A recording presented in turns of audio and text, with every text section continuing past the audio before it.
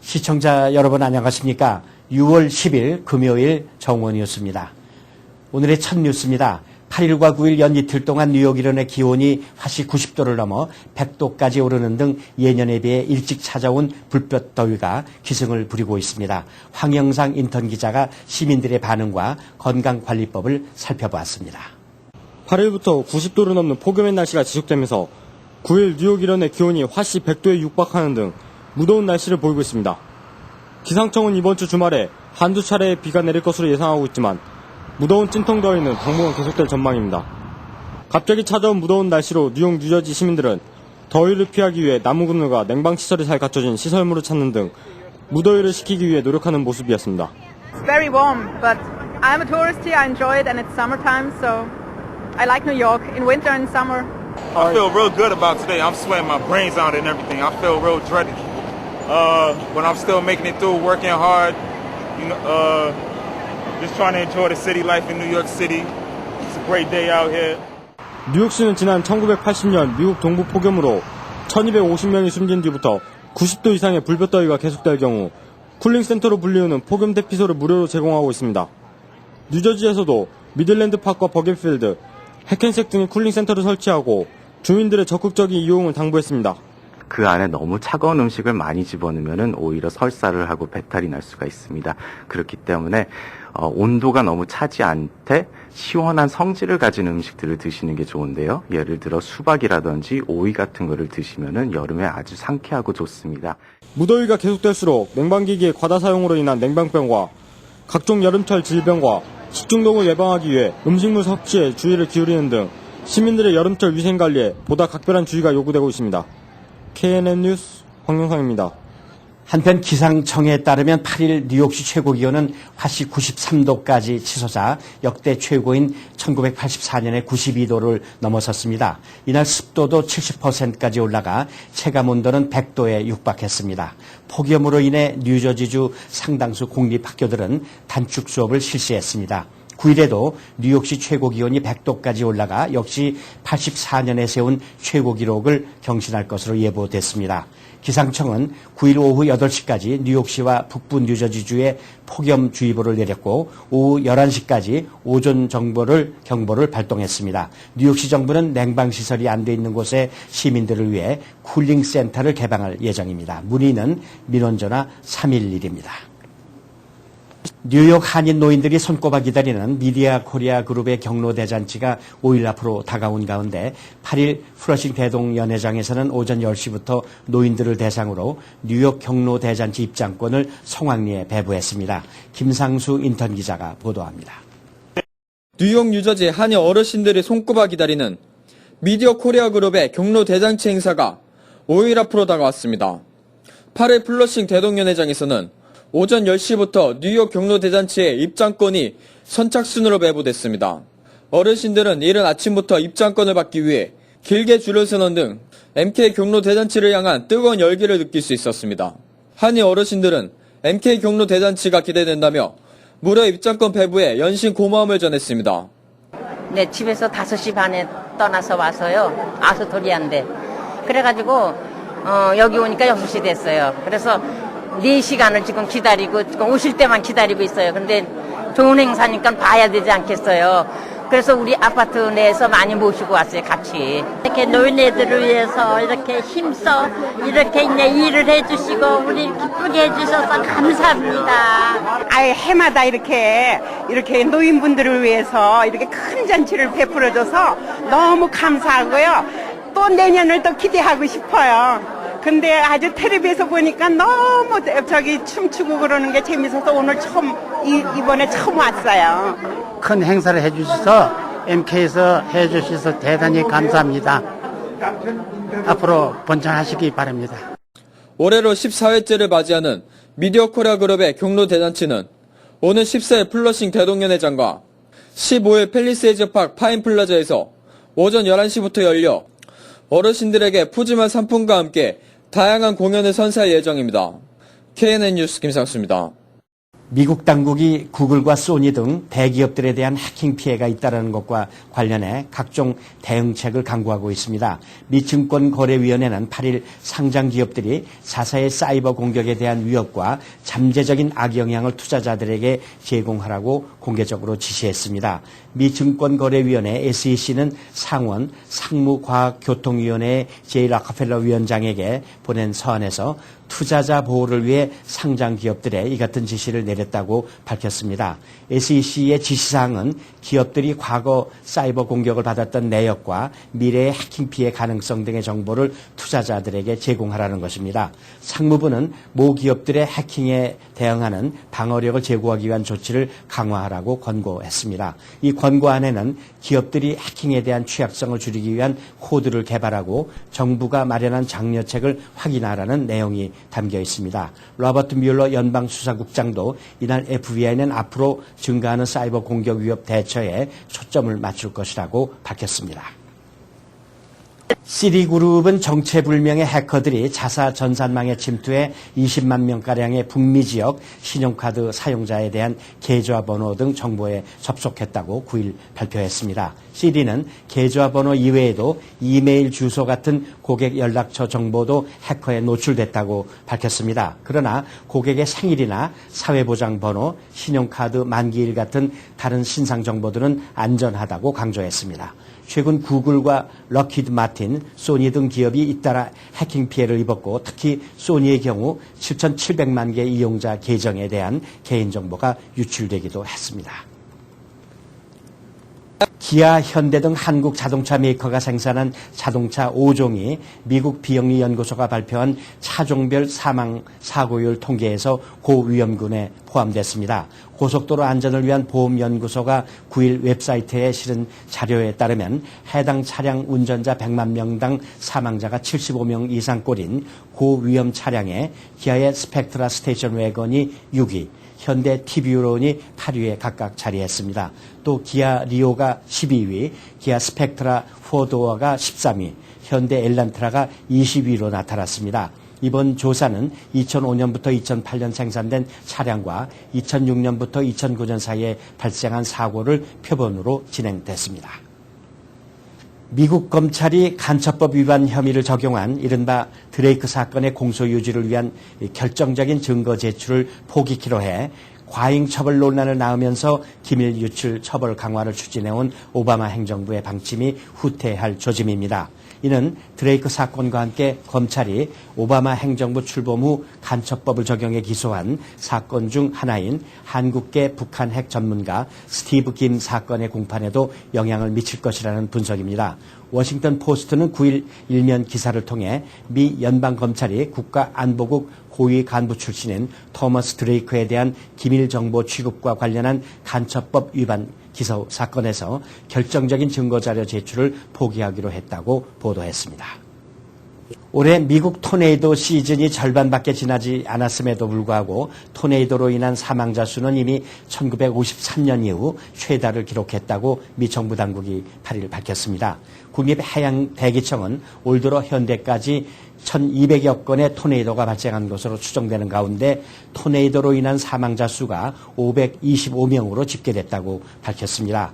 국립해양대기청은 이 수치가 연간 토네이도 희생자 수로는 역대 6번째이며 1953년 이후 최다라고 소개했습니다.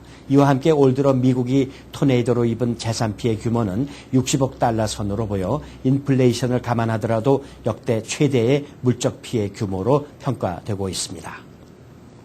스포츠 유틸리티 차량 운전자들의 사망률이 대폭 낮아져 소형차 중에서 가장 안전한 것으로 조사됐습니다. 고속도로 안전을 위한 보험연구소의 조사에 따르면 SUV 운전자 사망률은 지난 1999년부터 2002년 사이에 100만 대당 82명 사망해서 지난 2005년부터 2008년에는 100만 대당 28명으로 66% 감소했다고 USA 투데이지가 9일 보도했습니다. 포도어 소형 승용차 운전자 사망률의 경우 1999년부터 2002년에 100만 대당 110명에서 2005년부터 2008년에는 100만 대당 72명으로 35% 감소했습니다. 보험업계는 브레이크와 엔진 파워를 활용해 차량이 안전주행을 할 수 있도록 해주는 전자안전통제장치 등이 SUV 차량에 장착된 것이 이 교통사고 사망률을 대폭 낮춘 요인으로 분석하고 있습니다. 뉴욕시 일부 사립학교 학부모들이 비싼 등록금뿐만 아니라 사교육비로도 엄청난 돈을 지출하고 있는 것으로 알려졌습니다. 뉴욕타임스는 8일 이 같은 현상이 공공연한 비밀이며 점점 심해져 그 부작용이 우려된다고 보도했습니다. 브롱스 명문 사립고인 리버데일 컨트리 스쿨의 한 학부모는 수업료로 연간 38,800달러를 지출하는 것 외에 사교육비로 지난해 10만 달러를 넘게 썼다고 밝혔습니다. 명문 사립고 학생들이 비싼 과외를 받는 것은 새삼스러운 일이 아니지만 이처럼 과목별로 A학점을 받기 위해 별도 과외를 받는 것은 새로운 현상입니다. 뉴욕시 탑클래스 학교 학생들 가운데 절반 정도는 과외 교사를 고용하는 것으로 알려졌습니다. 10여 년 전 설립돼 시에서 가장 유명한 SAT 전문 학원이 된 어드밴티지 테스팅 측에 따르면 수강 인원이 200% 늘었고 소속된 200명의 강사는 수강료가 50분 수업에 195달러에서 795달러에 이르는 것으로 밝혀졌습니다.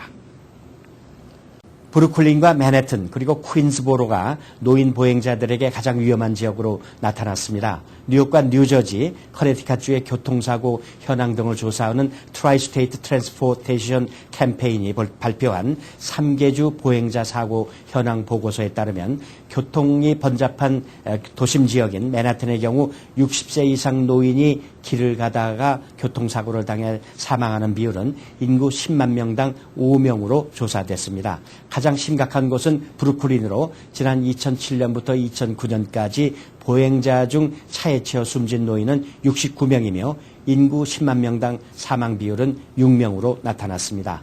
뉴욕시 5개 보로 가운데 가장 낮은 노인 보행자 사망 사고 지역은 브롱스로 조사됐습니다.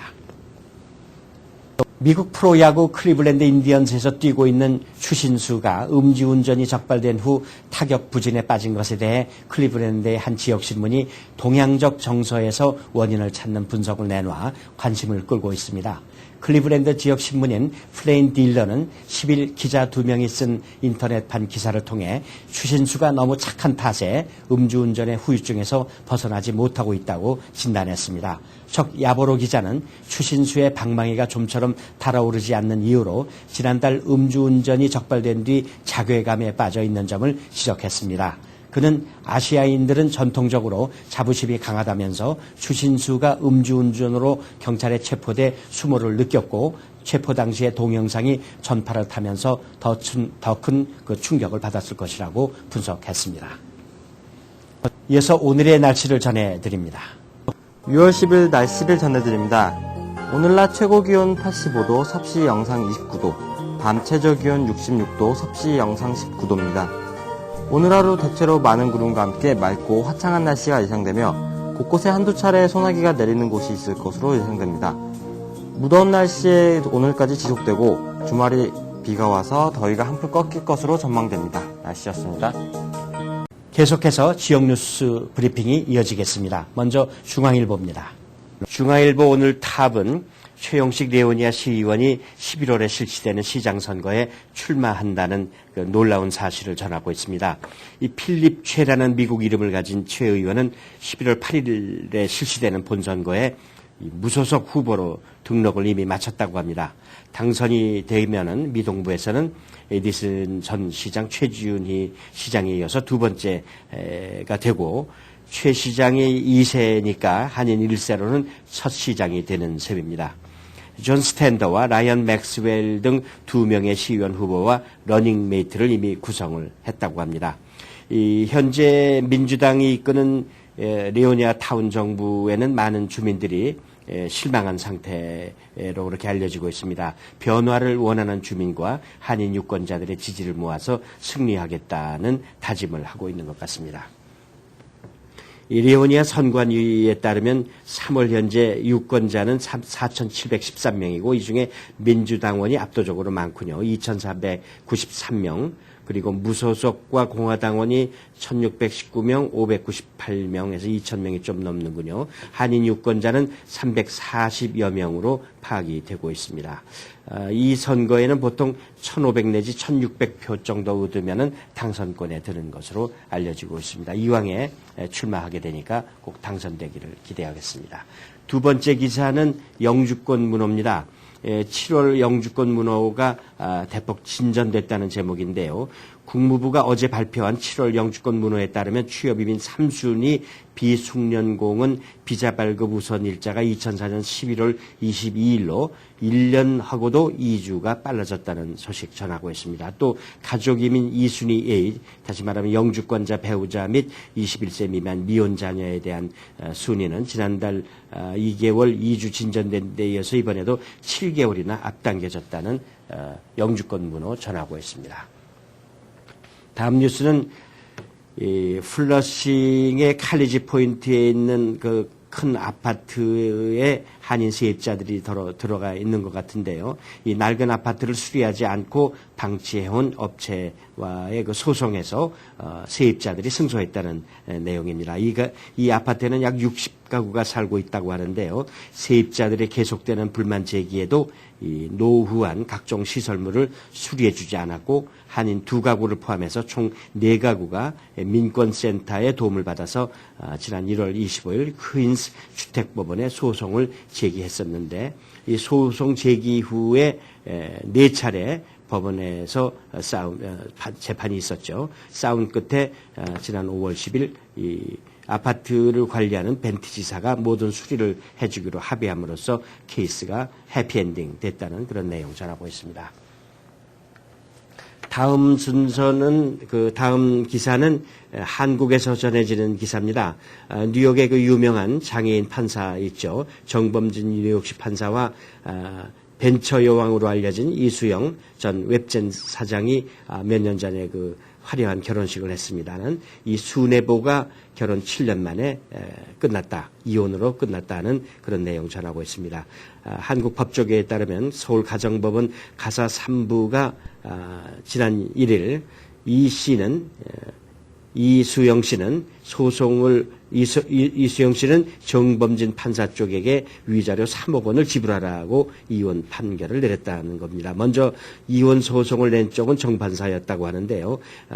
이 씨는 결혼 후에 미국에 오는 횟수가 점점 줄어들었고 장애 상태에 대해서도 배려가 부족해서 큰 고통을 겪었다. 그래서 위자료 10억 원과 재산 분할 20억 원을 청구했었는데 이에 맞서서 이 씨 역시 정 씨가 재산을 노리고 결혼했다면서 위자료 10억 원을 청구했었다고 합니다. 서로 맞고서러운 거죠.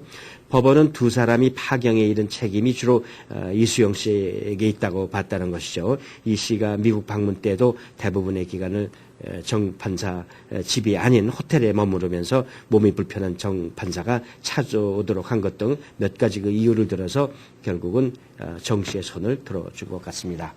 이어서 한국일보로 가겠습니다. 한국일보 오늘 일면 탑은 이민 사기와의 전쟁 선포라는 그런 제목입니다.